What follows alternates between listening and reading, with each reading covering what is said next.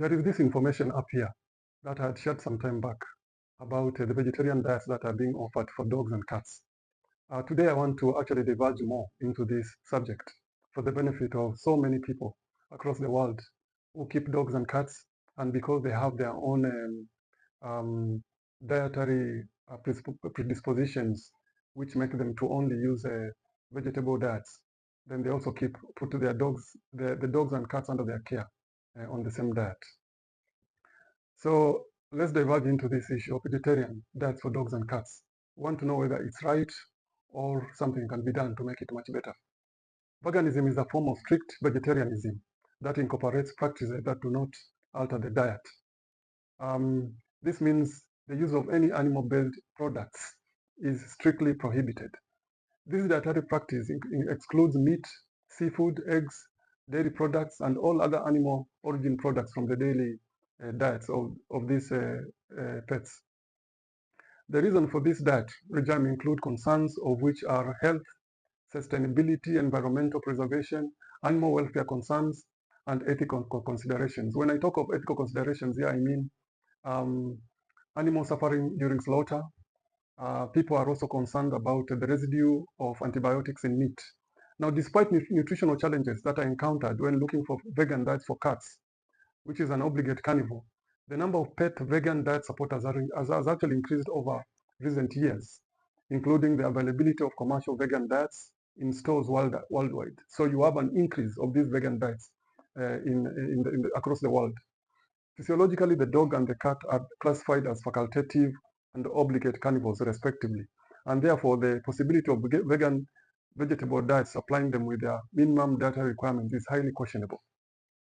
The required nutritional minimum for the dog and the cat is mainly found in ingredients of animal origin.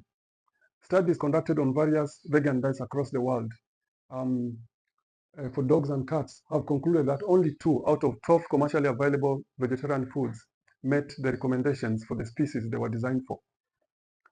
Out of 23 different amino acids, 11 are considered as essential for the cat.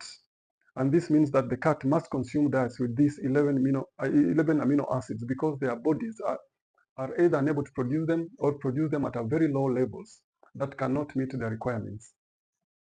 The proteins, the amino acids, and minerals that must be supplemented for the vegetarian cats include taurine, methionine, arginine, lysine, arachidonic acid, choline, linoleic acid. We have the B complex vitamins like cobalamin, which is vitamin B12, thiamine, which is B1, riboflavin, which is B2, pyridoxine, which is B6, niacin, which is B3, folic acid, and then also biotin, which is B7.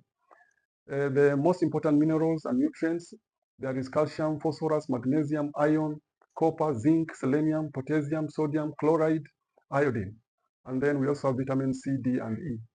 All these are either very low in plant-based diets or completely unavailable. And so for the cat, they must be supplemented. Now, I want you to consider the following example.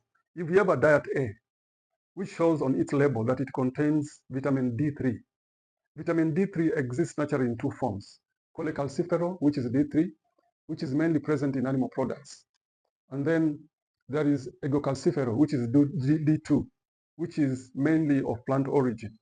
The point here is that vitamin D3 is of animal origin. So if you have any vegetarian diet which claims that it contains vitamin D3, then you have to know that that D3 is of animal origin. That's the point I'm making here. Now, arachidonic acid is an essential fatty acid for cats because they are unable to convert linoleic acid into arachidonic acid. Animal fat is a good source of arachidonic acid. However, plant-based fats do not contain arachidonic acid. A deficiency of arachidonic acid in cats leads to thrombocytopenia, platelet aggregation, and infertility.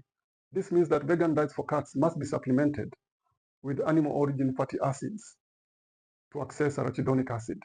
An example will be the use of the algae Ascophyllum nodosum to produce arachidonic acid in most of the vegetarian diets for cats.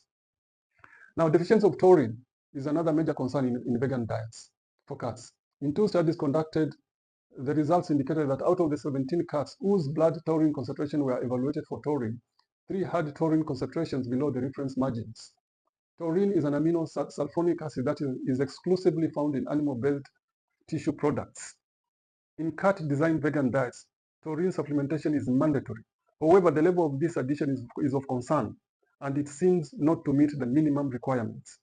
Taurine is essential in cat diets. It conjugates bile acid with taurine, while in the dog, bile acid is conjugated with glycine.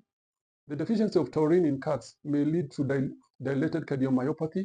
This is a heart condition because taurine plays an important role in maintaining cardiac muscle contractibility. Taurine is also important in maintaining the retina structure integrity.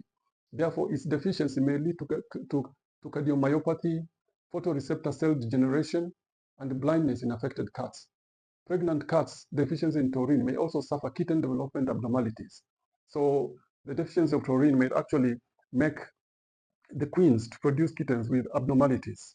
It is generally recognized that plant origin proteins have a lower digestibility compared to animal-based proteins. In conclusion, I want to say this. All vegetarian diets designed for dogs and cats should be carefully be analyzed based on reference levels of the different nutritional elements of concern before the adoption for use, especially vegetarian diets that are designed for cats. Any vegetarian cat owner who wishes to adopt the same diet for their cat should consult with a veterinary health provider or animal nutritionist before adopting any vegetarian diet. That's all I had for you today. Thank you for watching to the end and have a good day.